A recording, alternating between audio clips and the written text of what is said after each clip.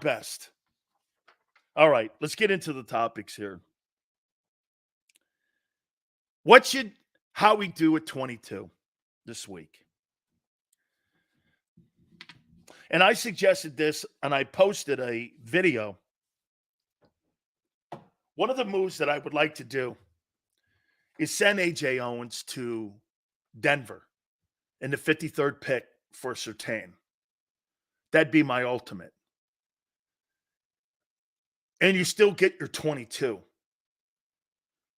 Okay? And you can actually trade up using the 50th pick and 22 to move up to whatever he's looking at getting. And personally, I look at the corners in this draft. There's not one corner in this draft with the ability of Patrick Surtain. And if you go back into history like we did last week with Howie's drafting, I'm going to show you something. This is Howie Roseman's last 8 drafts. This is his last 8 drafts on defense. With first and second round picks. Get this. Dad says that's just dumb. Let's trade our best player and create another hole. Where are you going with him? Once again, Daz, trading your best player. If your best player on offense isn't your quarterback, you don't have an offense. You know the reason why the 49ers didn't beat the Kansas City Chiefs? It's not because they don't have talent on their team. They do. They don't have a good enough quarterback. I'm not saying you have to have Patrick Mahomes, but you have to have a better quarterback to win games. And they don't have it. San Francisco's not going to win a Super Bowl with Brock Purdy. He's not good enough. He's just not good enough. If you don't have a good enough quarterback, and you're telling me your best player is a wideout on the perimeter that touches the ball 5 times a game, you'll never win a Super Bowl. Those guys do not create championships. Those big money wideouts. Get this. Teron Arnold versus Patrick Surtain. Not in the same conversation. Get this. Okay, AJ or LJ, tell me this. Who are the top 5 wide receivers in the NFL? Right? I'm curious. I would like to see who you think the top 5 wide receivers are in the NFL. Who are the top 5 wideouts?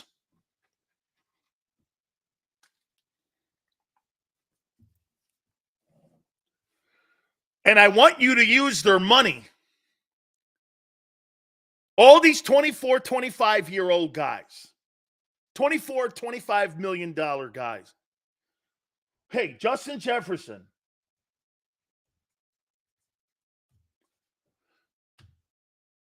Tyreek Hill.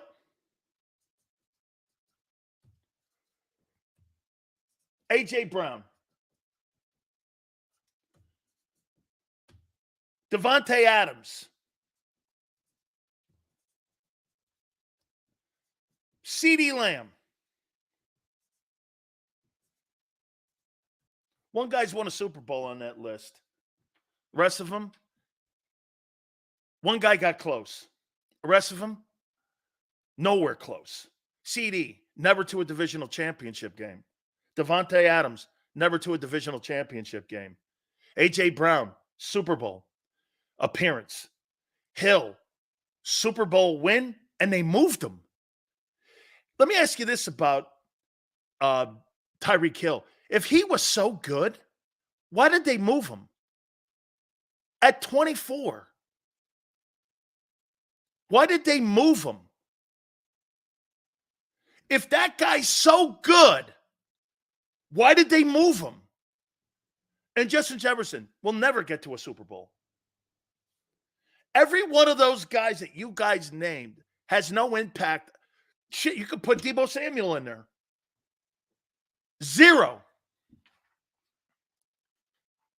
0. 0 impact. Okay? 0.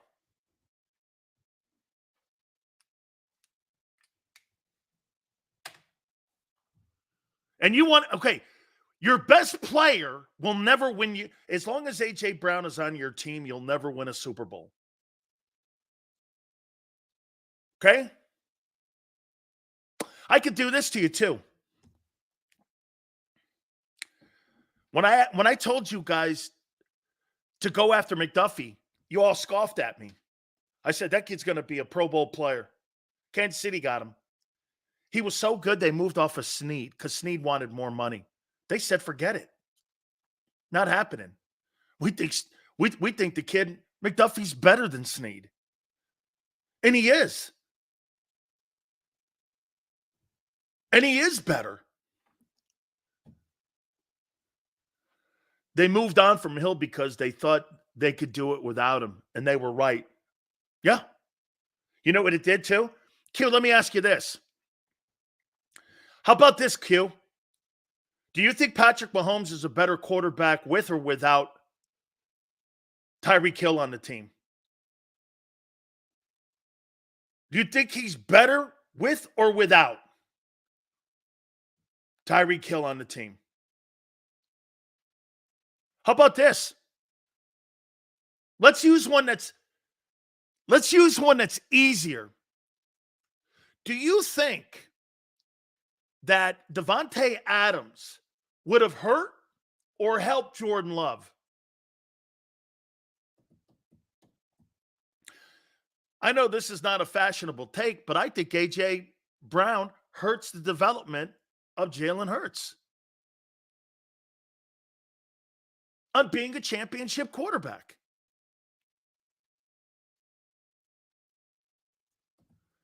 How many people believe? Look at Davante Adams not on that Packer team.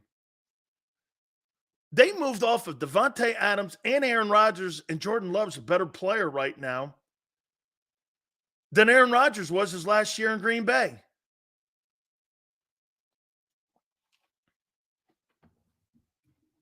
It's not a hypothetical. He threw for 4,200 yards, something your guy's never done.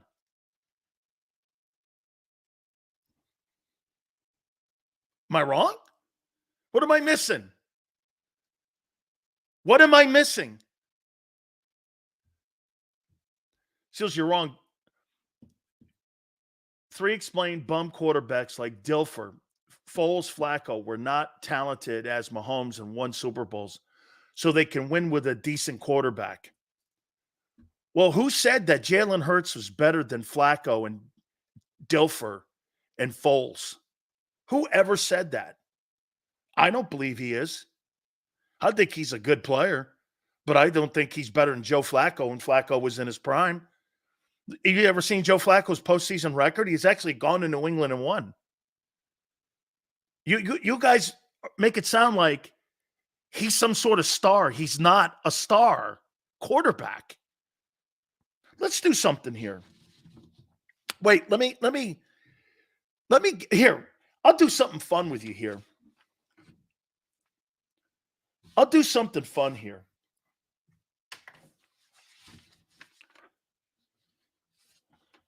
Let's do something fun here for a second.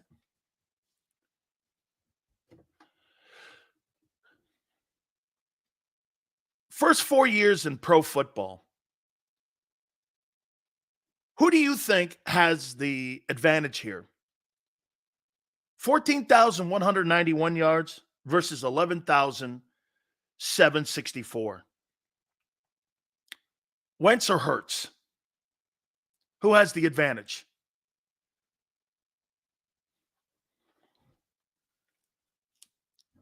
Who do you think has the better number? 14,191 passing yards and 11,764. Who has in the first 4 years being in the league? Who has the better numbers? Wentz. Correct. Who has the more touchdown passes? 88 to 100. Wentz or Hurts?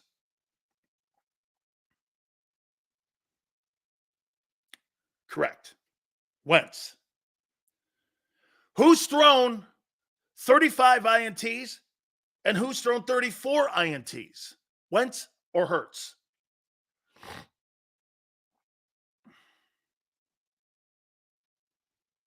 Carson Wentz has 35 INTs. Jalen Hurts has 34 INTs in his first four. Jesus. Jalen Hurts has really only started 3 years, 3.5, or three in some games. And this guy's got a higher interception ratio and touchdown ratio than Carson Wentz did in his first four. Who's got a higher quarterback rating? 94-1 versus 88-9. Wentz or Hurts? You make it sound like this guy is off to some sort of massive start to his career. He's not. Wentz dominated him in every single category in the first four. He's not off to a better start in his career than what Carson Wentz was. And he threw to trash cans. So before you start calling Jalen Hurts some sort of star, think about what Carson Wentz was working with compared to what your boy's working with. My God almighty, it's night and day. That guy is not that good. He's a good ball player. He's not spectacular, especially in what they're trying to evolve him into. You're out of your minds. Guy had by far lesser talent. I'm not going to continue to go into that. Stop making an excuse for a guy that's not as good as you think he is. I mean, give me a break. Okay? I mean, ridiculous. Rushing TDs have no impact in winning a Super Bowl. Name me a quarterback that has won a Super Bowl that had 10 or more touchdowns rushing. Who in a season? Who? Quarterbacks that run for high volume touchdowns don't win Super Bowls. Nobody who rushes for 15 touchdowns rushing has ever won a Super Bowl. I don't think anybody has ever done 5. None.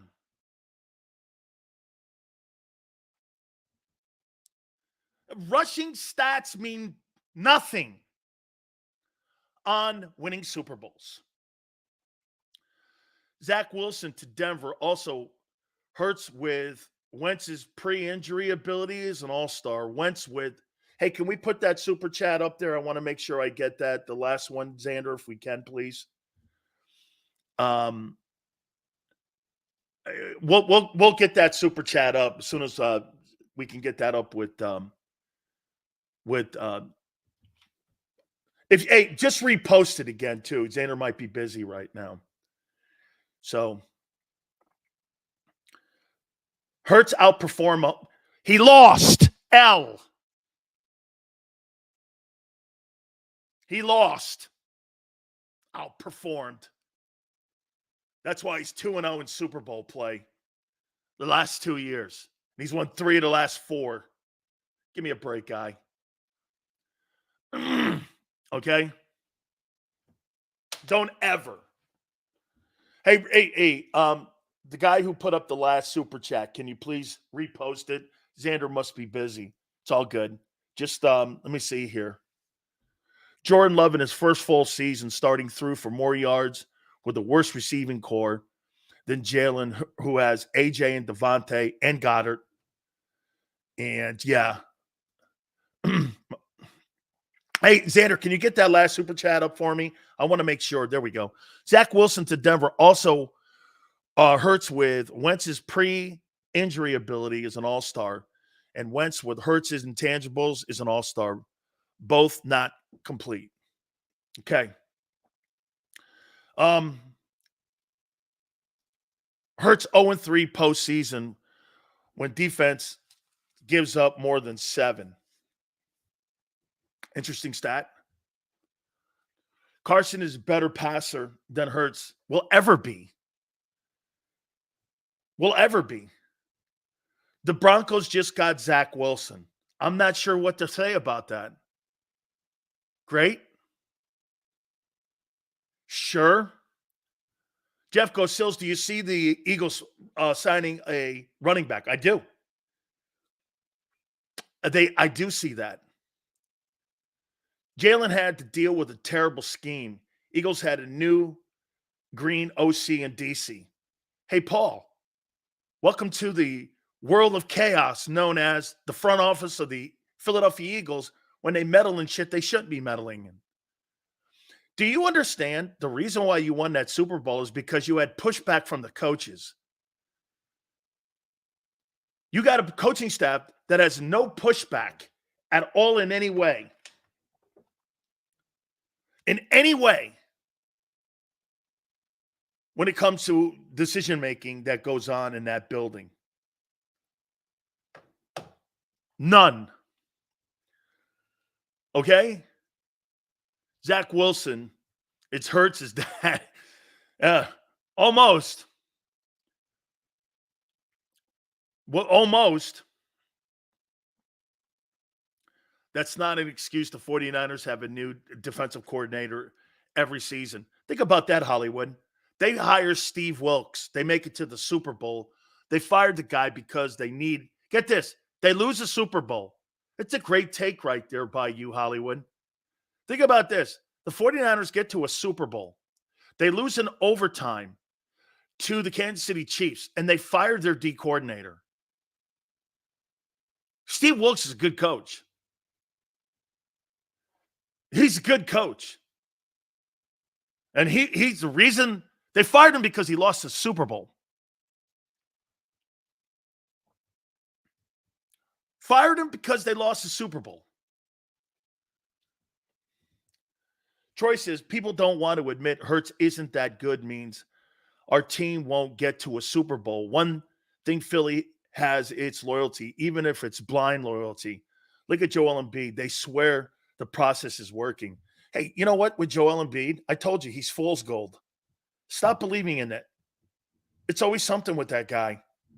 I have no faith in that guy ever winning anything. As good and as talented as he is, the only thing that's missing from him and Ben Simmons is that he's a good dude. It just, I mean, come on, man. Why do you talk about a franchise like the Philadelphia 76ers when you know he'll never deliver for you? Talented, great. He's just a guy that won't deliver. He'll go down as one of the best. I keep hearing people tell me he's the greatest center like in the league. Well, show me. If you're the greatest center in the league, don't you have to win something? Wilt, Shaq, Jabbar, Hakeem, all those guys won. What's he done? He can't get out of the opening round. Stop telling me he's this great player. Just stop telling me that he's this superstar player. God, how he screwed Wentz by not getting him a wide receiver. Now I'm glad Jeffrey Lurie is on Howie's ass. Hey, Martin, they didn't get hey, listen. Now, Wentz's inability to overcome failure was put on display too. The intangible of him not being able to handle failure. You know, there's a lot of things to be said about that. That's a guy that had a lot of success at every single level that he ever had. Okay? And when he was confronted with failure, he didn't deal with it well. Look at Jalen Hurts and him being confronted with his leadership, pouting on the sidelines. He looks like LeBron James. You see LeBron James pouting over the weekend when his team shit the bed against Denver? First sign of failure. Oh, it's them, not me. Not my legacy. Kind of pushed away. That's a loser. Michael Jordan, when he was getting his ass kicked by the Detroit Pistons and the Celtics, his first 9 years in the league, This guy would take a beating for 9 years. You know, people find that hard to believe. Jordan never won a title for his first 9 years in the league because he was being beat up by Isaiah's Pistons and Bird's Celtics. But he never quit. That's guy put 63 up against that Celtic team in 86 that won like 69 games. And don't forget, they swept the Bulls in that series. You know, they always talk about Jordan going for 69 that night. They swept the Bulls. They swept them. Wasn't like that series was close, but he played.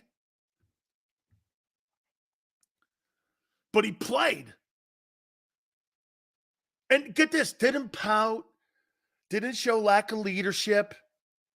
Guys today, man, whether the score is 69-0 or you're getting killed by 69 points, that shouldn't be an issue. Doug won us to chip by great coaching. Correct. Nick last because he isn't a decision maker. Leader versus puppet. Correct. They're never going to have a Doug Peterson in that building like that ever again, unless the shit hits the fan this year really bad. And that's when they'll talk about Belichick. And that's why they were talking about Belichick. Okay?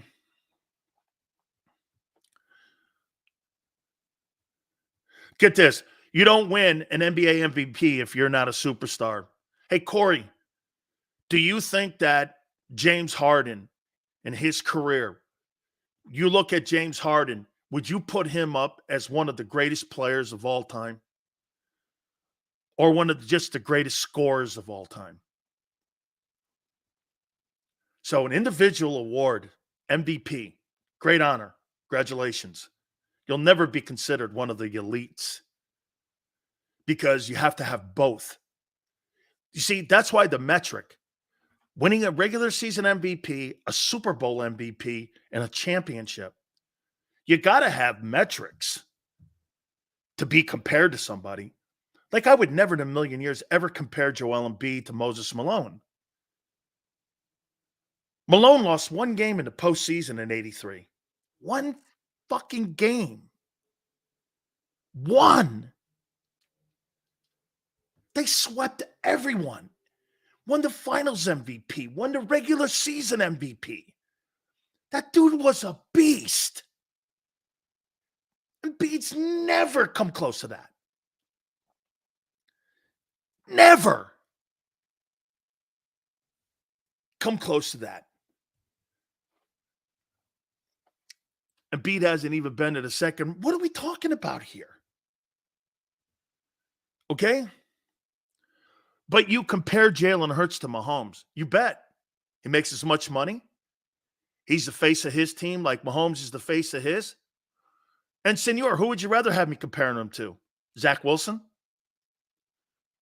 You see, everyone's going to be compared to Brady. Everyone's going to be compared to Jordan. Everyone's going to be compared to Babe Ruth. More people get compared to Babe Ruth, and Babe Ruth hasn't played a baseball game in 90 years. Do you know that? And you're still talking about that guy. So yes, Mahomes is compared to Brady. You don't hear him being compared to Matt Stafford. When you're great like that, you're compared with the great. LeBron, Jordan, Jabbar. Yes. So when people tell me that Jalen Hurts, the best player on offense is your wide receiver, you got a problem. You got a problem. Embiid has had terrible management, coaching, and bad roster construction. That's a fact. Well, then get the hell out of town. Okay? Look at this guy right here. Nobody compares folks to Babe. You don't think they compare Shohei Ohtani to Babe Ruth? This guy doesn't know what he's talking about. Are you really trying to tell me that you don't think people have been comparing Shohei Ohtani to Babe Ruth? Because Babe Ruth was the guy who pitched and hit. Really? Okay. Let me show you something here about your Wonder Boy general manager. Here's Howie Roseman's last 8 drafts. Okay?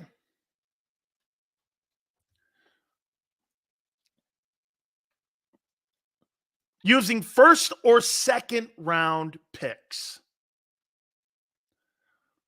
Defensive line, 4. Edwards from Minnesota is better than Embiid. Man, that kid, man. Dude, you see him talking shit to KD and them dudes? I mean, I couldn't believe what I was watching, man. He was talking shit and he was in their ear. That's Calipari guy, right? Hey, 304, isn't that a Calipari guy? Woo! Okay. Corey goes like this. Your show is relying on getting under the skin of Philly fan. What the hell are you talking about? You think I go to bed trying to get up? Corey, you think I go to bed at night giving a shit whether I make you upset or not? Hoss, you think more highly of yourself. I don't know you from a can of paint, guy. Why in the world would I give a shit if you're upset or not? I got way more things in my life to worry about right now than Corey and Paramus. Dude, you gotta. I mean, Corey and Paramus. Or Corey from King of Prussia. Sills under my skin. Sorry, dude. Hey, Corey from King of Prussia. Stirring the pot. It's called sports talk, dude. You know what's funny? When I listen to some of these guys, they think they're actually interesting by reporting the news and talking about draft picks instead of talking about scenarios that Howie's going over right now. They think that reading a newspaper and reading it back to you, I think that's condescending. Don't you? The same stuff that you read on the internet being read back to you, are you 5? That's not entertaining to me. Don't you agree, Corey? Same stuff you read on ESPN or CBS. You think that's entertaining? Having some guy read the same shit back to you and say, there's nothing here. You see, that's called a lack of talent and not very entertaining because 90% of these guys aren't. That's why they get mad at me.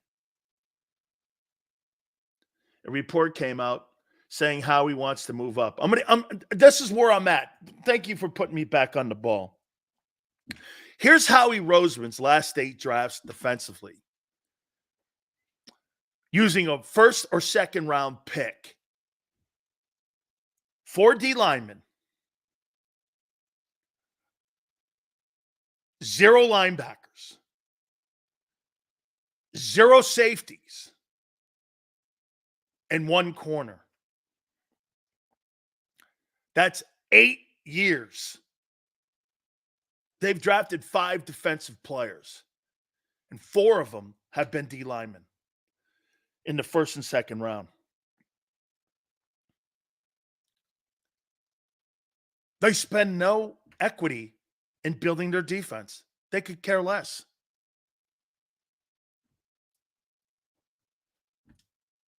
Your last 8 years. This is why you have no stars over there. You've drafted really 2 positions. 1 corner who stunk and 4 D linemen. 3 were decent. You've in theory drafted 3 guys in the first and second round. So we all talk about Howie, drafting defensively. Why in the world would you trust him? That's why a trade, he wants to trade up. For what? And why? That's my question. What is he looking for? What actually is Howie looking for if he wants to trade up? I hear he asked the value of New England's number 3. Like everyone else says, Elliot Wolf made it very clear today that they're receiving phone calls, the general manager of the Patriots, by a ton of teams, gauging the value of what they want to do at number 3. And they're open to moving down. They need multiple picks on their team. Arnold? Really? You're going to move up for Arnold?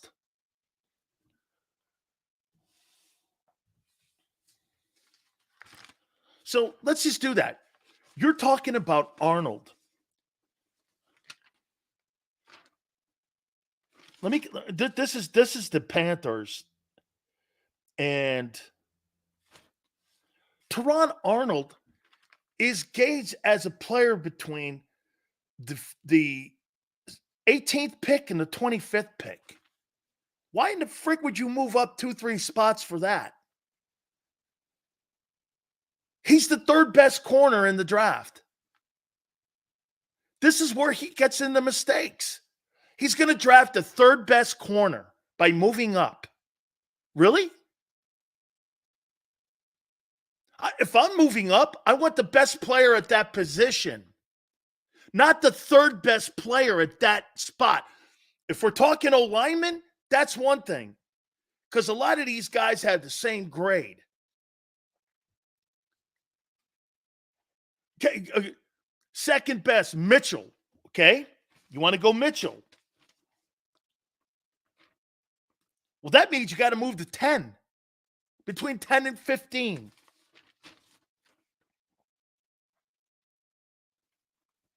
10 and 15.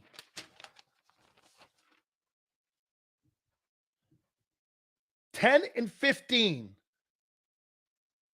to move up to get him. And he played at Toledo. Good luck, Howie. And he played at Toledo, which I'm not a fan of because he has no competition. He's another one of those workout wonders that was at the combines like Nolan Smith and Jordan Davis. In flight goes, Jets just traded Zach Wilson to Denver. Thoughts?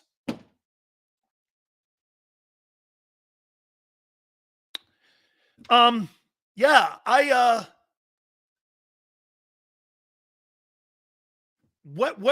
is he moving up for?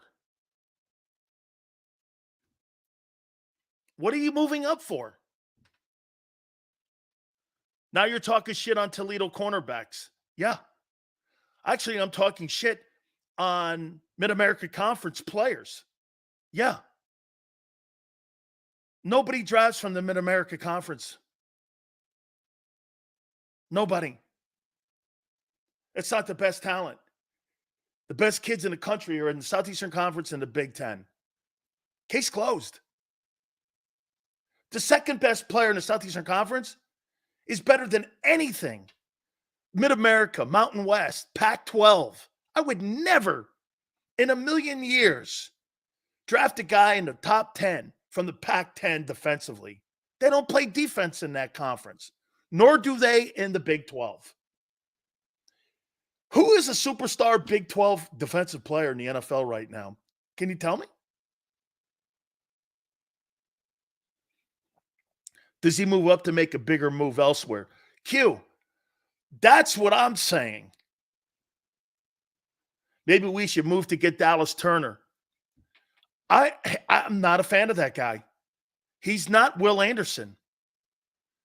You put a tight end on him, a running back on him, he's blocked.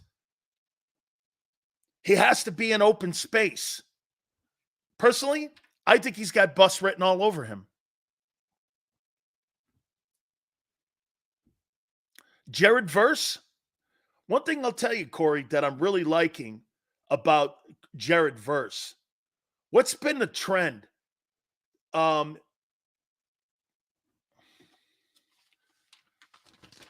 Jared Verse.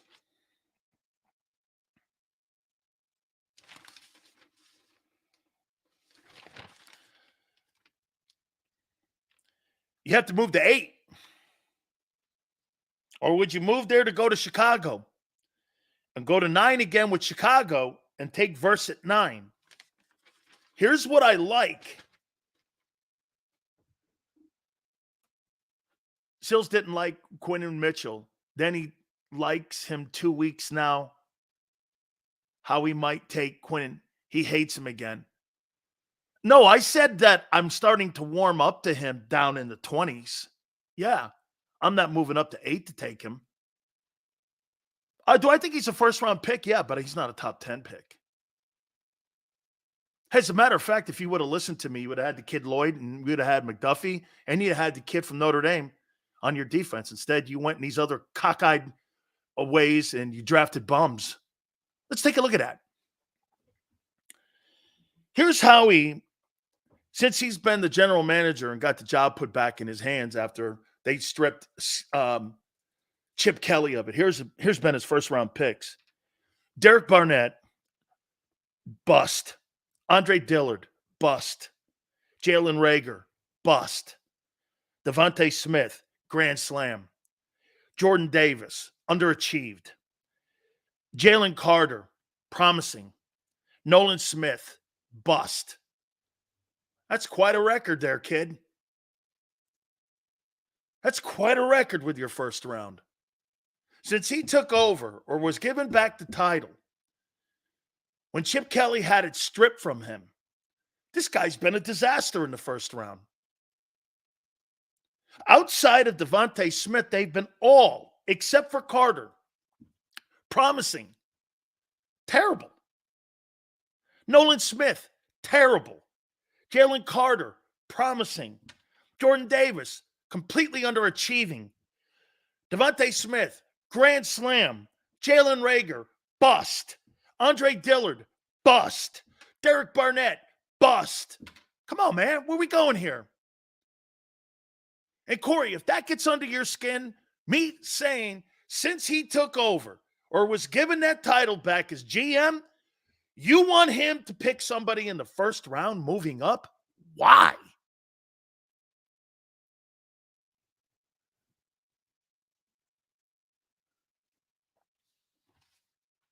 Why? Marcus goes, Smith is not a bust. Really? You needed people on the field last year, and that kid sucked. He has no redeeming quality, and he's starting. You hand out starting assignments in Philadelphia like you hand out library cards. Nakobe Dean and Nolan Smith have been given hall passes to start when they have shown not one sign of being an NFL quality starter. Not one sign. I thought you had to earn seats in the NFL and not giving them because how he drafted them. There is not, dude. Look at what I just told. Like I'm trying to figure out what he's looking for. He's not been good.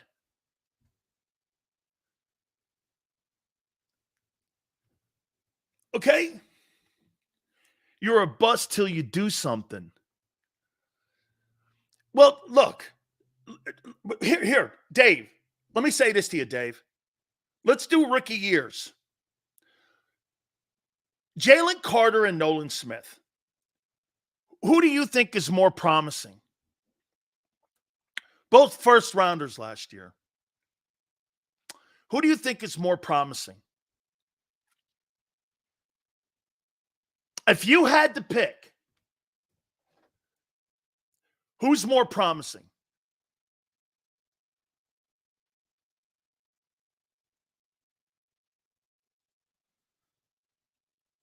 Who's more promising?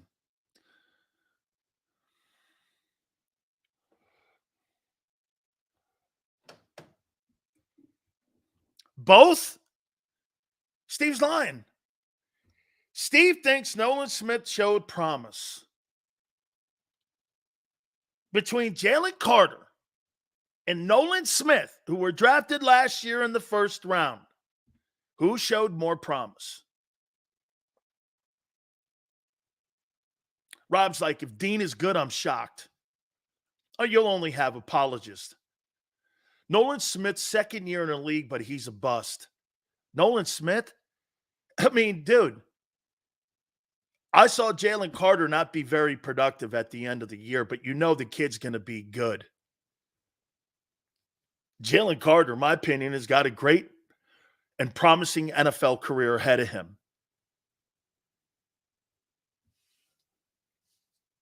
I mean, Nolan Smith, one, is not heavy enough. He's not strong enough. And quite frankly, I'll tell you this guy wins the offseason. He surely talks a great game. Son, I want to see you play a great game. I don't give a shit about what you're saying. Workout videos, all that stuff. Go play a ball game, kid. Go play a ball game. Look at those draft picks again. But then look at what he invests in. In the last 8 years with Howie, 0 linebackers, 0 safeties, 4 D linemen used in the first 2 picks. These are the first round or second round, and 1 corner. He's drafted 5 players in the first and second round in the last almost decade. And you expect to have a good defense? How? You expect not to be on a revolving door of mercenaries every other year? Jeff Kerr brings this up all the time. It's not sustainable. Zach Wilson got traded to Denver. Hey, folks, Khalid, I appreciate it, but that's not news. That's not news. DB goes, Nolan Smith is the same size as Hassan Reddick and will never come close to having the career Reddick had. Ever. Ever. I mean, you can't dispute Howie's first-round pick since he was given the title back since Chip Kelly. Howie's a great general manager. Dan Silio's jealous. The Eagles didn't draft. Here, let's stop this right here. He thinks this is Howie drafting great in the first round. What do you think the chances of Howie hitting on a guy on Thursday night?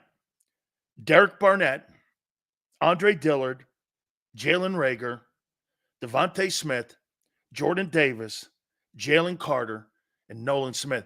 And do you know you actually have people in Philly that say that he's actually had a great draft the last 3 years?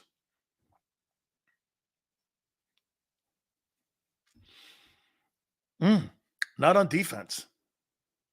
Not on defense. And to be candid, the last 3 years, Landon Dickerson, Devontae Smith on offense. We'll see what camp turns out to. It looks good. Defensively, garbage. He's the worst draft evaluator for a defensive general manager in pro football. By far. How many people have you actually drafted on defense? Let's take a look at that. Bryce Huff, mercenary. Smith, or Devin White, mercenary. Let's see. Both corners are mercenaries. Gardner Johnson is a mercenary trade. Then free agent. So 6. Thank you, Jersey. Sills, you had connection to the last D-line coach. Is your stance on Smith based on insight or opinion? It's based on talking to both Tracy Rocker and Clint Hurt. A first round pick not getting on the field is bad. Yeah. Talking to those two guys. Tracy Rocker thought he was too light and not physical enough. That's why he didn't get on the field, and coaches didn't feel comfortable putting him out in space. He couldn't cover. They didn't put him out there, especially when the team needed and had some injuries. They couldn't play him. And when he played in that Buck game, someone goes like this. He played good in the Buck game. You got killed 31-9. What are you talking about? He played good. Nobody plays good when you're being murdered. Nobody plays good. Slasher says Jordan Davis isn't a bust. Tons of defensive tackles haven't found their footing in the league. Still, did you tell me this, Slasher? Would you rather have the kid? Hey, somebody hook me up here. What's the guy's name that plays for the Rams? What's his name? Kobe what? The kid from Wake Forest.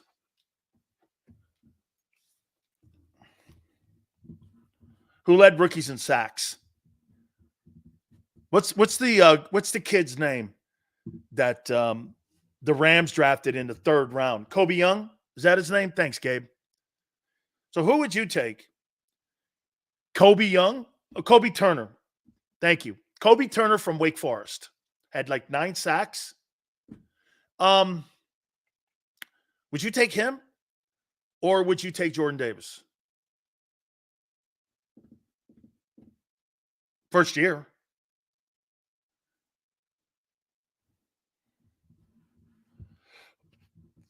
First year. Get his footing. How about, like, I hate to do this to 304. Mazi Smith's a bust. He has no feet. He doesn't know how to play with leverage. Now, Mark Holmes thinks moving him to a nose might help. You still need feet, man.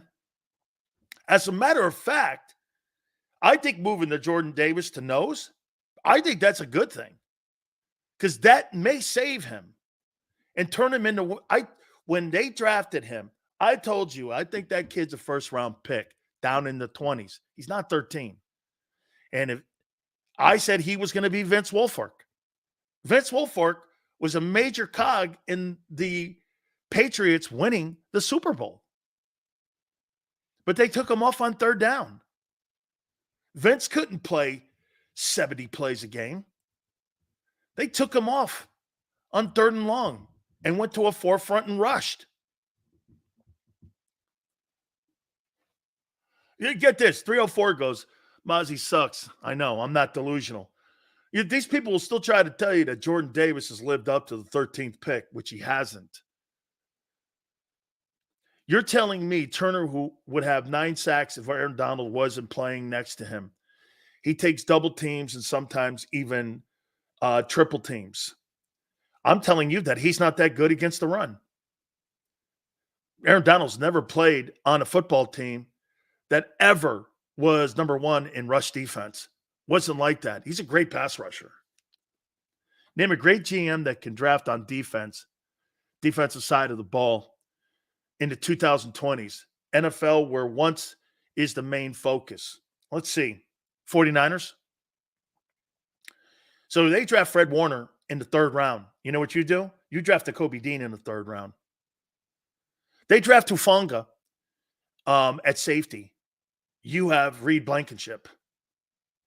They draft Joey Bosa. You draft Derek Barnett or Nolan Smith. I don't know.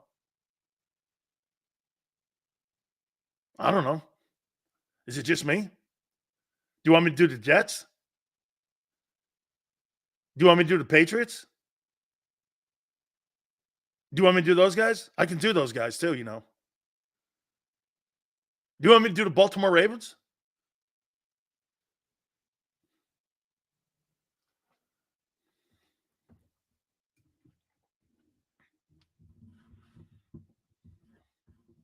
Do you?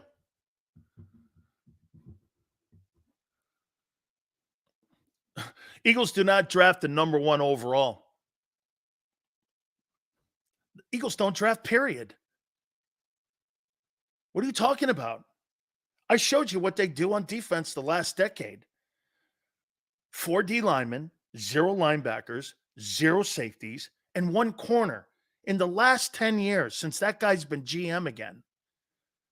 He's drafted 5 guys in 10 years in the first 2 picks. They don't care about it.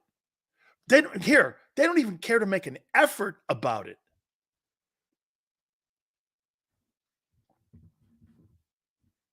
So 4 out of 32? How about anyone? How about this one? CECC. Who's the last defensive Pro Bowler you drafted? I'll take anyone. Brandon Graham? Was that 17 years ago? 15 years ago? Fletcher Cox? That's on the team now, guy. That's on the team now.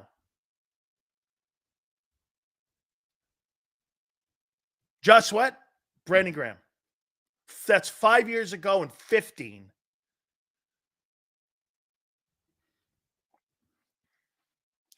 What exactly is he trading up for, though? Sills Rocker knew from his time at Georgia.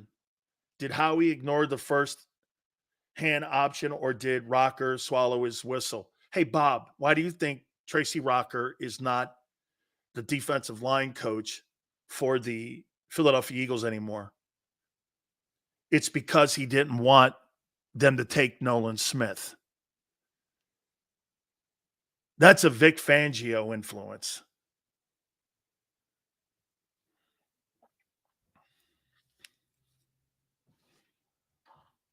That's the type of player that they're looking for. That Reddick, Bryce Huff. Remember what Howie said, the last 3 drafts, Vic Fangio has had some impact and influence on our defenses the last 3 years. That was at his press conference, he said.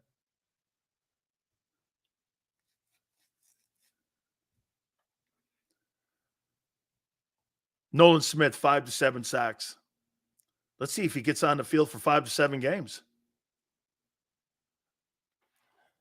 Now, John, it's interesting that you would say that.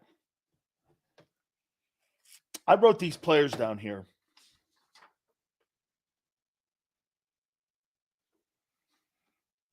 I wrote these players. Let me find that list.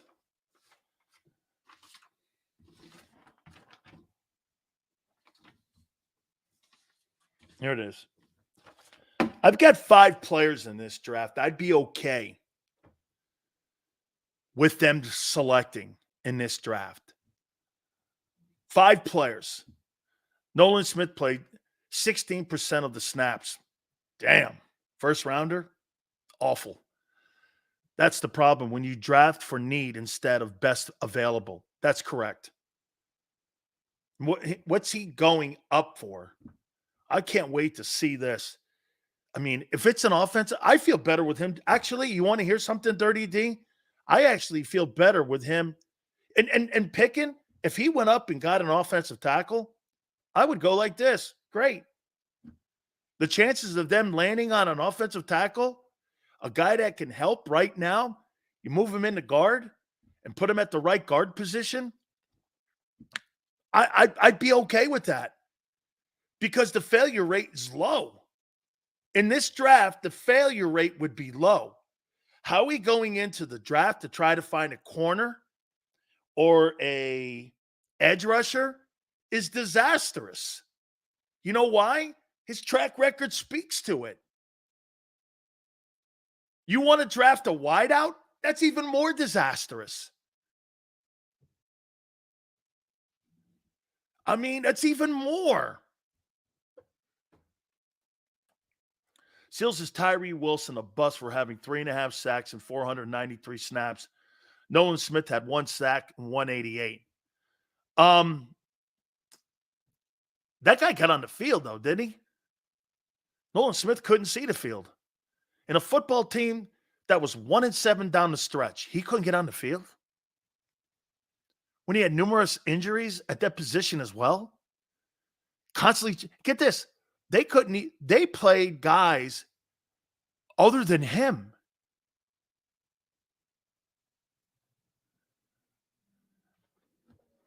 No, you know what it is? It's not the fact that it's the nice guys.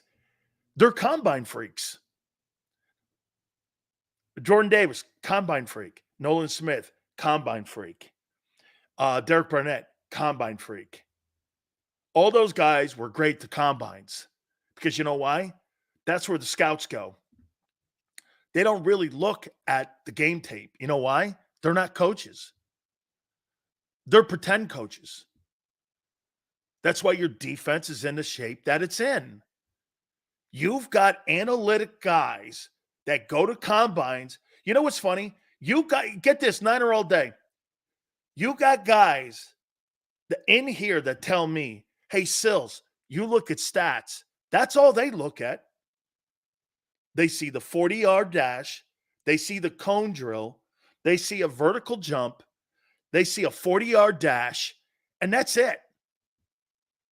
They don't know what they're looking for when it comes to game tape. Does he fit a scheme? Can he put his hand up and down today? I think today you got to be more get this. I think, you know what made the Patriots, Gabe, do you know what made the Patriots so great? Was that they were chameleons. 1 week, Bill Belichick on defense would play a guy like Teddy Bruschi or McGinnis, Willie McGinnis. Remember him? 1 week they would play him in they'd play him in a 34.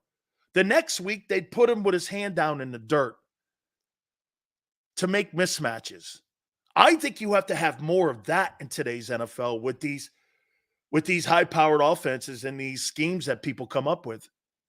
You've got to be able to have versatility. I don't think you could just line up in the 43 and the 34 any longer and beat people. I think you've got to be creative with your personnel. 1 week 34, 1 week 43. And I think you've got to have that versatility. The Teddy Bruschi's. That's why Bill was so hard to defend. 1 week he would go. How many times did you see a guy? Amoeba defense. Absolutely, Dave. That's right. Hey, Dave, do you guys remember there was a running back that they had 1 week? This was about 5 years ago, the Patriots. They had a guy go for 215 yards. Next week, he was not active. He was not active. Everyone went. Bill goes, he didn't fit the scheme that we were going into matchups. That's how you win ball games. That's how you scheme teams. That's how you scheme people. That's how you beat people. Okay?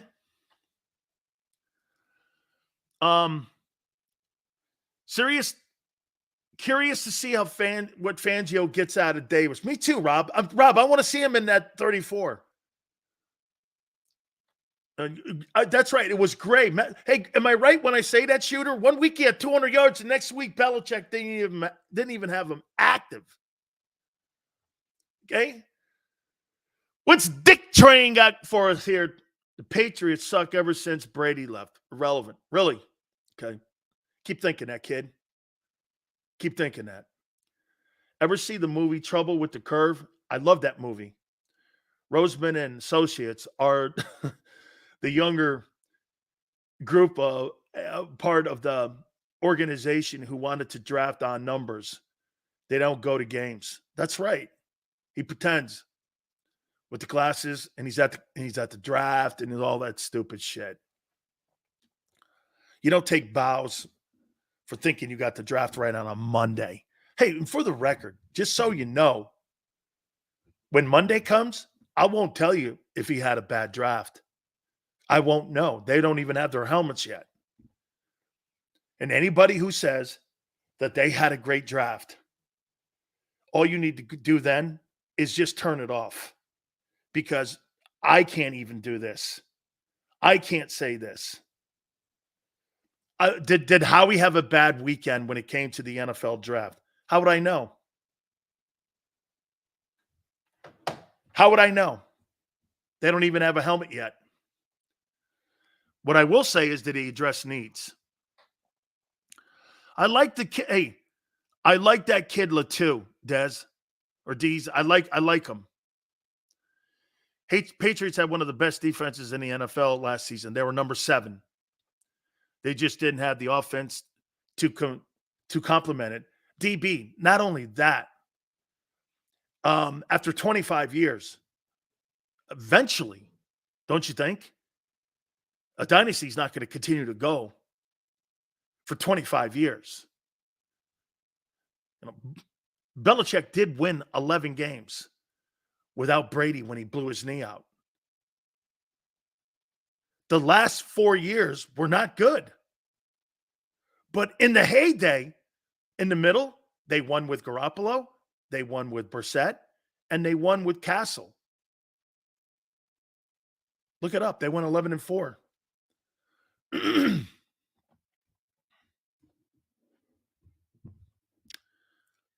Sills, I agree. Davis has not lived up to his first-round draft position, but let's not forget that you were exact that Davis was selected. Put that back up there again for you, man, if you can. Repost that again if you can. Okay. Sills, I agree. Davis has not lived up to his first-round draft position, but let's not forget that you were exact that Davis was selected. Can we agree that Davis was right pick and has not produced? Yes, he has not produced. If he was picked at 22, he's produced. Picked at 13, not near.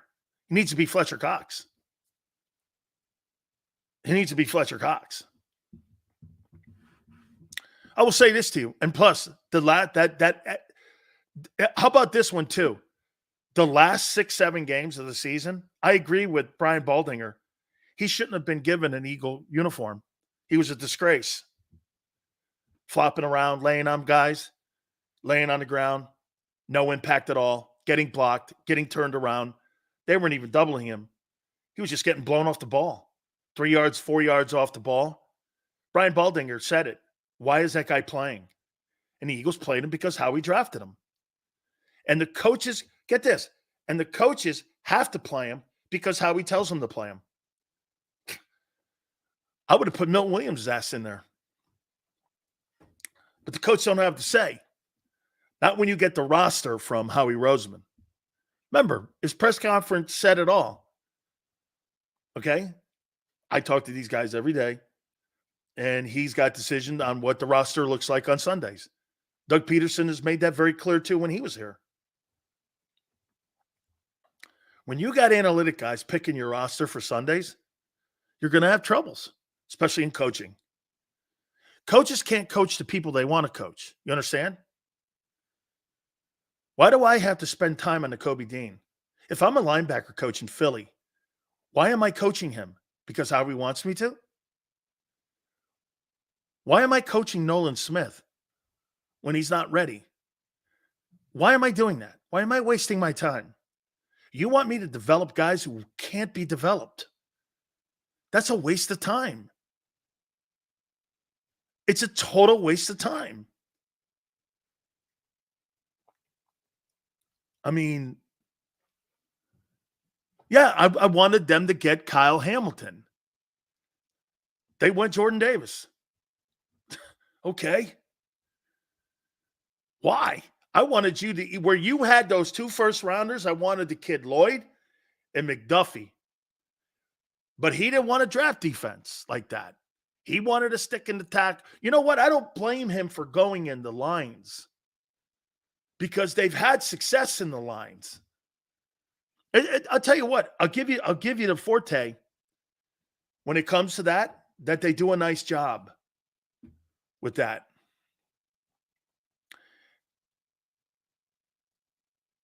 AJ kind of let the cat out of the bag, in my opinion, with that Seattle performance last year. I'm so sick of that guy. Okay, I am. Sills, what year was it when the Pats went 11-5 with Castle? Junior, I think it was the year Brady blew his knee out in the opener against Kansas City. I believe it was, I think Brady blew his knee out in the opener in Kansas City. Does that sound right? I can't remember the year. But they went 11-5 with Matt Castle. And you want to hear something even crazy, Junior? Matt Castle never started it down at Southern Cal. It was all Matt Leinart and Carson Palmer. He never started. And Belichick drafted him like in the 7th round or something like that. Never drafted. I mean, never started at USC. And he did more with his career than Matt Leinart did. Because Belichick developed him. Think about that for a crazy. Hey, Junior, think about this. You know when you got people going like this, Belichick didn't do it.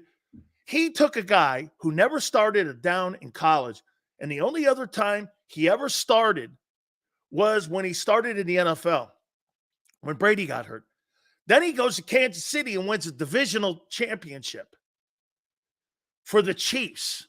Signs a mega deal, all because Josh McDaniel and Bill Belichick developed him in New England. And he signed and had a better career than Matt Leinart did. And Matt Leinart was the 11th pick in the draft. I'm just curious, dude.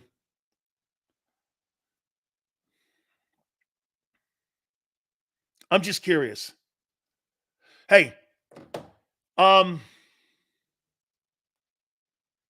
4:30. We will have our friend Gary Cobb. He will join us at 4:30. So we will have that there for you as well. He just confirmed. I think he was doing a golf tournament or something, getting ready for the draft as well. Do you see the Eagles grabbing another back behind Barkley? I do. Deez, I do. I do, because they need to hedge their bets because I don't trust Barkley's health. Okay, I do. Look at Corey. The dynasty's over.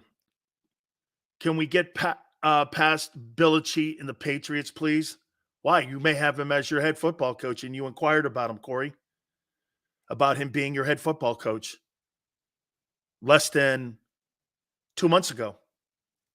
How could you get over Belichick when they almost hired him to be the Eagle head coach? Why in the world would you get over a guy who they made a call to become the head football coach? And I don't give a shit what he did. Resulted in 6 titles? Congratulations. Hey, you want a first rounder for 6 rings? You bet I'm in. You want me to cheat to get a Super Bowl? Sure, no problem. Well, that's what you call it. I don't give a shit about that stuff. I could care less about a guy scuffing up football or pressure in a football. Really? You got to be kidding me. Okay, so wait.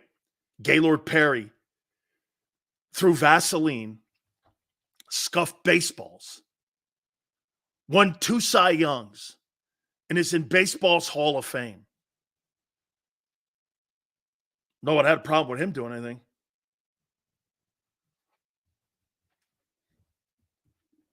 I mean, sports writers had no problem putting a cheat in, but they called Bonds a cheater. But they put Gaylord Perry in.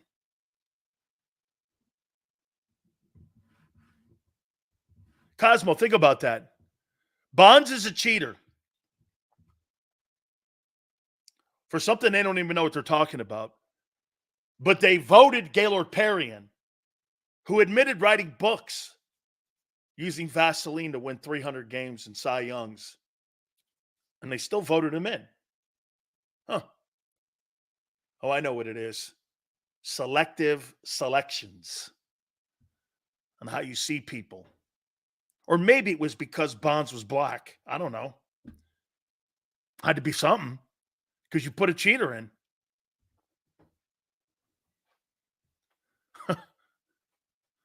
Never got that. Never got that. Sills, you did not say anything the day after Davis was selected that your preference was Kyle.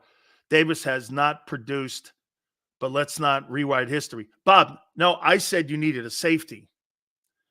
And I I didn't say anything the day after because Baltimore selected him. You didn't draft him. What you want me to talk about? No, I didn't go knee deep into it. What I'm going to do here is I'm going to show you the 5 guys. No, no, no. And Bob, I'm not going to rewrite history. I'm going to do exactly what I did last year. I've got 5 players that you can select that I'd be good with. Okay? 5 players. Big Trag goes, so you're good with cheating? Oh, absolutely. Stealing signs, turning off the headsets, putting extra water on the grass, fast teams when they come into my stadium, growing the grass high. Like Woody Hayes would do, put 4 towels in the visiting locker room, paint the visiting locker room pink, have 5 shower stalls for 70 guys, 2 bars of soap. Yeah, I'm all for that. I'm all for that stuff. Absolutely. Make it as uncomfortable as possible. And plus, make you think that I'm doing something crazy. That's gamesmanship. You see some of you guys? Let me put something here in your ear here. You ain't winning championships being choir boys. Stop acting like it. Holy cow. What is this, the land of rainbows and butterflies? What the hell do you think sports is? Getting the upper hand and the advantage. Isn't that in life too? Man, some of you Philly people, man. I mean, not all, 95% of you are not that. Dude, if you could get an upper hand on somebody in life, I don't know how you don't do it. Don't be a cream puff. Hey, watch it. Hey, watch this one. Forest Hill. Forest Hill. We go out to dinner. Forest Hill goes, damn, Sills, I forgot my wallet, man. Hey, oh, okay. You got me, Forest Hill. You got me. Right? Extra water on the grass. Sills, you don't stop, huh? No, you know who? Wait. Marshall, you know where I got those from? Al Davis. Al Davis told me. Here, Marshall. When the Chargers, when they had John Jefferson and Al Joyner, and they had all them dudes plus Dan Fouts, you know what they would do? They would water the field. They wouldn't mow the grass because those guys were so fast. Wes Chandler, too, was on that team. And Chuck Muncie. They would water the field and keep the grass high so they weren't as fast. Al was notorious for You know that rule that if one side headsets are off, the other side has to shut theirs off? That's an Al Davis rule. Al used to shut the headsets off at the Oakland Alameda County Coliseum when the Steelers came in. That's all Al Davis stuff. I love it. Then Belichick picked it up, started doing shit like that too. Hey, what was the old one? Xander, do you remember what he would do? When the Buffalo Bill, Sean McDermott finally addressed, he finally addressed it. When the Bills would come out and warm up, the Patriot cheerleaders would start doing their exercises and getting ready for the game right in front of the Bills. And McDermott goes, get out of here. Get these girls out of here. Get them out. I know what he's doing. Hey, we get the cheerleader. Finally, he got the cheerleaders out of there. I think it's brilliant. Yeah, you got that from our Super Bowl. Can't get over on me. Oh, your Super Bowl. I forgot. Andy rolled out a brand new field every time Kansas City had the ball. And then they rolled the bad one out when the Eagles had the ball. Scoop and score. Scoop and score. Scoop and score. Slasher. Yeah, he was at a certain point of his career. Do you really think 24, 34, 44 Brady are the same players? No, he just was smarter, Tom Brady. He was just smarter. Absolutely, man. McDermott's going to be our new DC. No, Twiz. Bill Belichick's going to be your new defensive coordinator. That's who it is. Hey, Sills, how about that new A.J. Brown contract coming? Congratulations to you. I hope you sign him. You'll never win. You'll never win.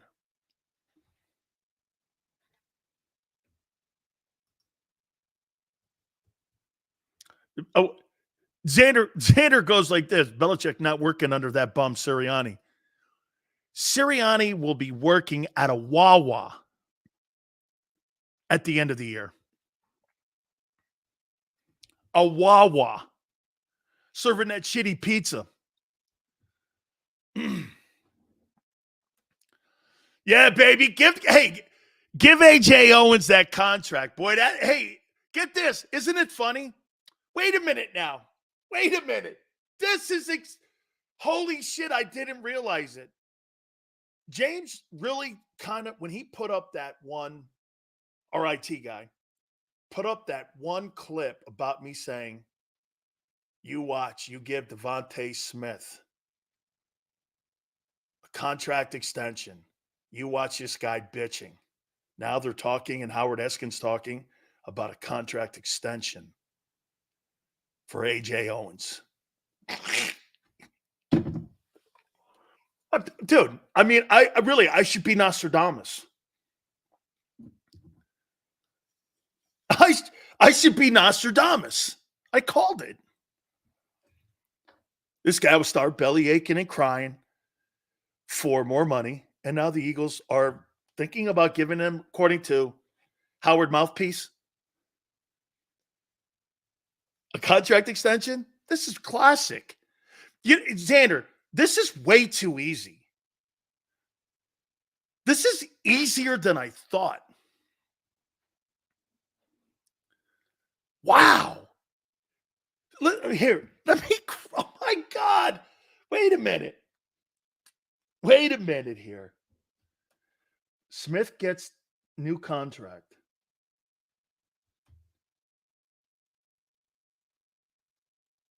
AJ Owens does his Patriot fiasco.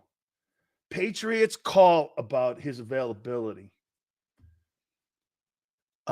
He takes that explanation down.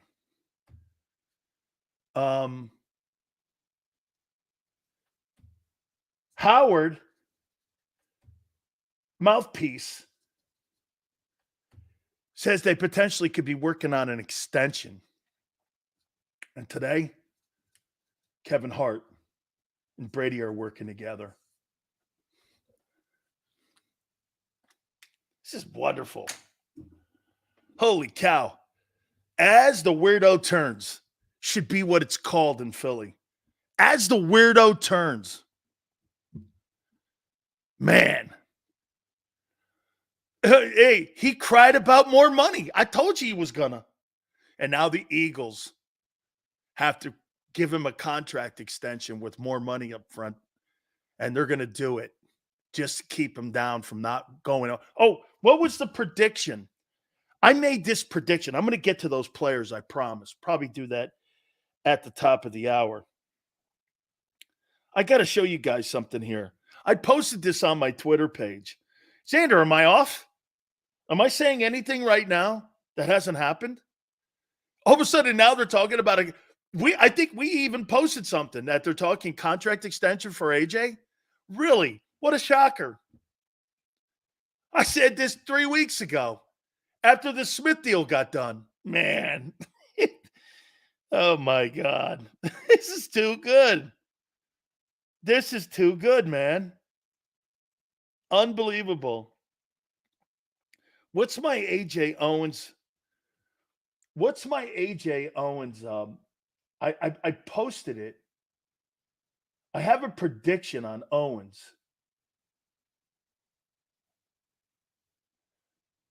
I have, yeah. Oh, I know what I said.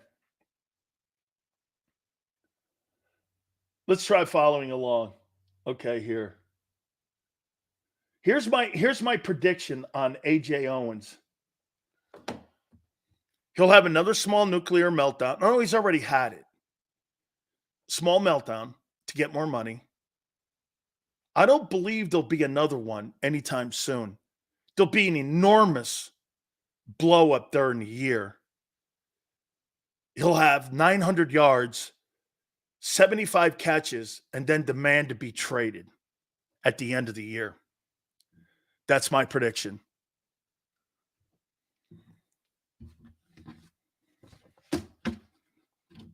He'll demand to be traded.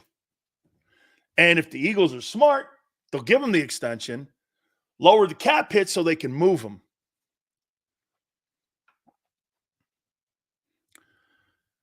Brown is winning this battle? He sure is. Quarterback's gotten worse with him in the building. So's your offense. Got a coordinator fired. You got a coordinator fired, a quarterback who had a bad year, but the wide receiver got his numbers. Damn right he's winning, and he's making $25 million. How could he not be winning? And final game of the year, he was drinking Mai Tais in Atlantic City. You're damn right he's winning. Hey, Niner all day. That's a win. $50 million the last 2 years. My numbers all go up. Quarterback's not. He's not better. I mean, contract extension, teams 1-7. And he was nowhere to be seen for 7 games at the end of the year. He gets an extension. Damn right he's winning. Damn right. Kidding me? How is he not winning? Sills helping AJ get paid. Dude, are you crazy? This is everything to Philadelphia. Dude, I'm not going to go down that road any longer. I'm finished with that. We now have a roadblock up. I'm not going to go over the big-time paid wide receivers do nothing for your quarterback's safety and health and developing him. All these guys hurt these big-time. Name me a quarterback in today's game that has a big-time wide receiver that helps that quarterback win Super Bowls or get to them. I mean, you really think that the Lions have a big-time player in there? I like that one kid. Probably going to get paid. He got 1,400 yards.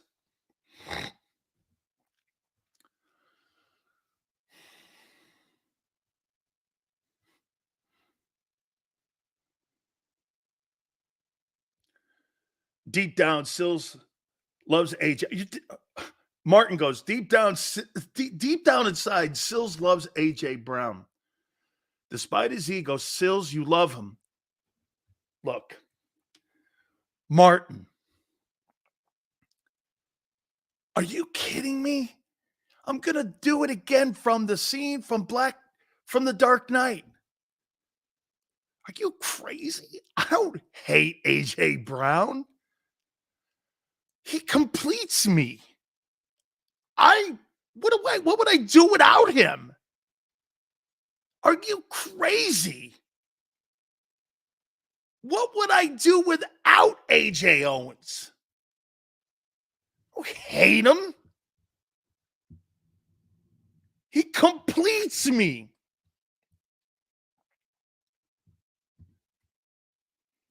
Hate him. Why in the world would I want to cover a turd named Queasy Watkins? What's that do for me? It's like talking about Joey Bag of Donuts. I mean,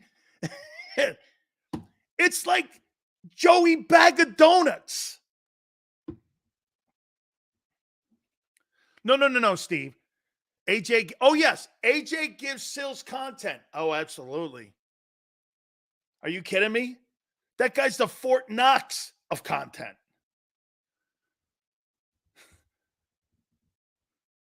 I mean, he's a Fort Knox of content. Thank you, Steve. Every day. Well, not every day, but pretty much every week. That guy's a gold mine. Oh, good grief. Whoa. Look at Big Trag. Once again, here's what we do here. Joey gets more views than you. Once again, though, you think the Eagles give a shit about Joey Bag of Donuts, what he says? They're the ones calling my bosses on what I say. I called their general manager a glorified CPA. They went off on me. My aunt's a CPA. I didn't know that was just destined for general managers of the NFL.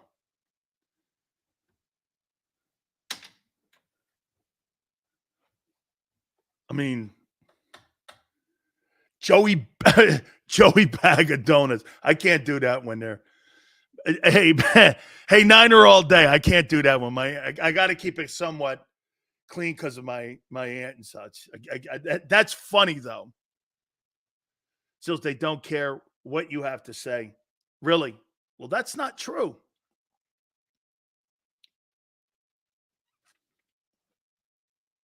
Would you like me to show you the emails and text messages? Nah, can't do that. I don't want to show too much.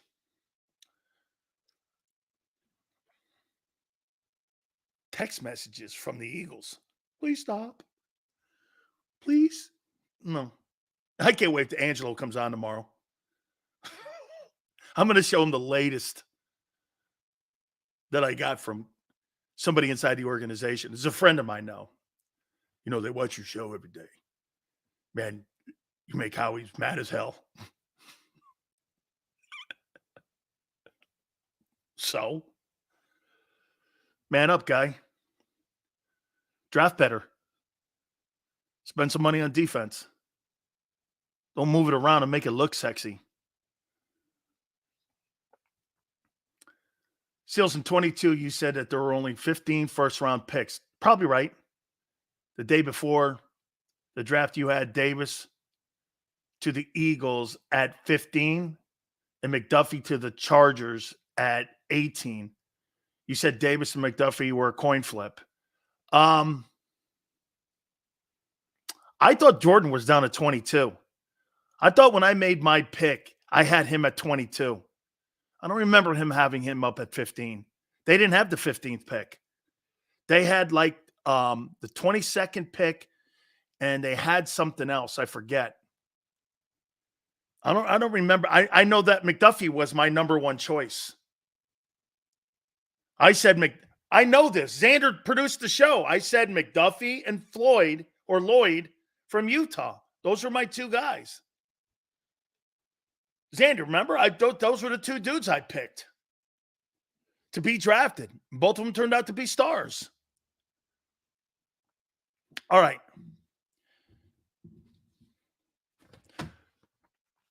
Top of the hour, we will do my 5 guys that I'd be okay with.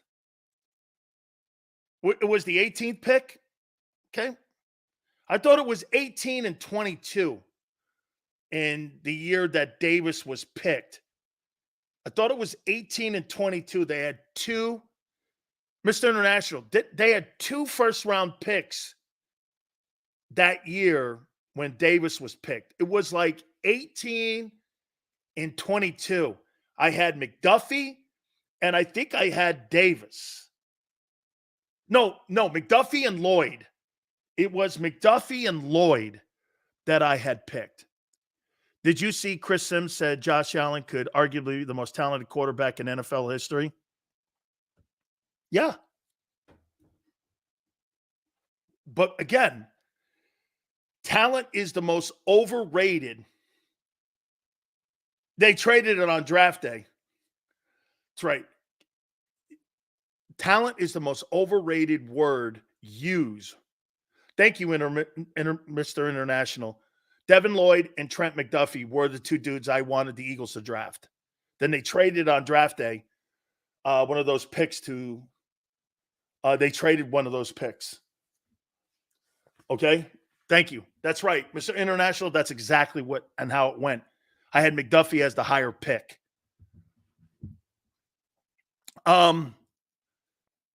Chris Sims calls Josh Allen could be the greatest talented quarterback ever to play in the NFL. I think that's a hard sell with the guy in Kansas City. But I see what he's saying. That's why they're getting rid of players. That's why they're getting rid of players in Buffalo. Cap reasons, too. Most of them were on defense, though. Man, Josh Allen is such a great quarterback. Your guy, compared to him, you imagine if you had a NASCAR race and both things were equal, he'd blow your guy away. He'd be in a little, like a little go-kart. That's it. When you compare Josh Allen to Jalen Hurts, it's like comparing a F1 car to a go-kart. Hey, hey, Xander, did you get that one? Hey, James, post that one. I'm kidding, James. Comparing Josh Allen to Jalen Hurts is like comparing an F1 car to a go-kart. Oh, my God. Oh, man. Hey, Mr. Internet, I knew Josh was a stud before he had it. I did not, man. I didn't think he was going to be that good. I saw him at Wyoming his junior year. I thought he was really good. When they had lesser talent around him his senior year, I didn't think he was that hot. I thought he was good, but I don't even think he had a 500 record up there at Wyoming. Yeah, right. Josh Allen's the go-kart. Hey, dude. Hey, let me ask you this then, Mike. What else does Jalen Hurts need? What are you going to do? Rub his feet next? Shit, you got him. They got $50 million in wideouts. You got at least $100 million in your O-line. You got a $10 million running back. Holy cow, this guy's like the Queen of England or the King of England, I mean. What else does he need? His feet rubbed? Jesus, criminy. Ain't a quarterback in the league that has that shit.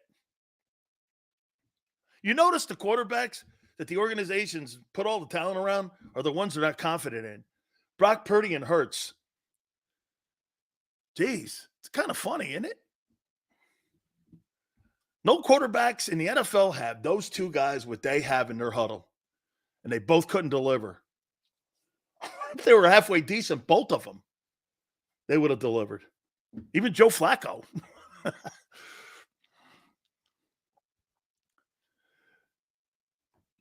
We get it, Sills. You love all the white guys. What does white and black have to do with sports? Senor? I missed that. What's that got to do with sports? What's that got to do with winning? You think winning has a color? Winning has no color. Winning. You win with, I don't give a crap. You just got to, you just call Bill Belichick cheating. I don't give a shit about any of that either. Why would I give a shit about what a guy's color is? I don't care if he's gay, straight, paints his fingernails. Win. You think that bugs me? Caleb Williams paints his fingernails pink? I don't care. Throw 40 touchdowns? I'll paint my fingernails pink. You throw 40 picks? I'm going to kick your ass. That's how it is. Win, lose. Again, that's such a great thing about sports. You can't change the yardsticks. You can't throw race, religion, and politics at it because you know why? Scoreboard has nothing to do with that. Nothing. That's why politicians, an activist group, hate sports and football. You know why? There's clarity in it. There's no scoreboard in politics. You could challenge an election today on who won. You can't challenge the score of a winning game. And that aggravates people in today's society. That aggravates people. Like, look at some of the Eagle fans. Hurts outplayed Mahomes. Dude, you lost that Super Bowl. Nobody cares how good he played. You want to change? Well, the field was, you lost. They played on the same field. You lost. You see, in that world, politics, they'll debate that. They didn't really lose. They didn't lose that. Think about how they cover today's politicians. They would tell you the Eagles didn't lose that game against the Chiefs. And they would be steadfast in it, both sides. But me and you as sports fans, scoreboard doesn't lie. Because that's the Holy Grail. It's the last thing in America that you can't change. You can't change history. You can't change the narrative. You can't change. You try to. You can't. Winning and losing. Winning and losing.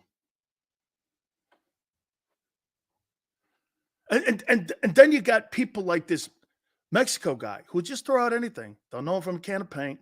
Doesn't know me or my friends or my family. See, those are the kind of people that change or try to. And you say it enough,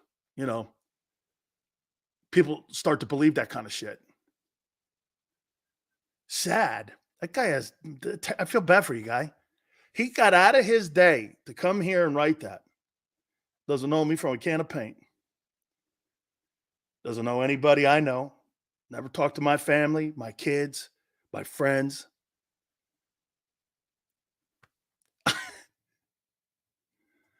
I'm not upset. I used to be. Who brought up finger pointing? You did. That, like people saying, I'm not homophobic. I got a gay cousin or I have 3 black friends. I never told you I have black friends. I told you the kind of people that come on my program, white and black. I don't have black friends, dude. I have friends. I have friends. You're the one that added color. I didn't. I said the kind of people that come on my program. I didn't say a color. You did. You're the one that's colorblind. You are. I never said I have black friends. I said I have friends, and the kind of people that come on this program is exactly my words. I don't have black friends. I have friends. Man, you people, some of you guys are just sad. I mean, but then again, you can hide behind being internet warriors here. I mean, just completely. We're going to narratives in the draft. 5 guys I feel comfortable with the Eagles drafting at 22. We're just going to stay there at 22, okay? Do I think there's a move? Probably. I don't know, but we do understand one thing, right? We do understand one thing.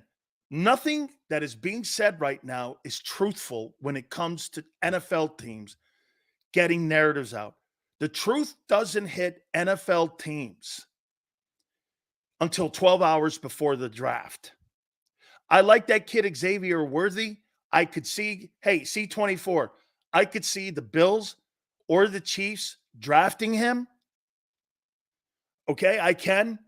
So, narratives for the draft and the 5 players that I could see the Eagles drafting. Gary Cobb from Fox 29, former Eagle, former NFL player, 10-year plus veteran, will join us at 4:30 Eastern. Hit the like button. Keep it here, National Football Show.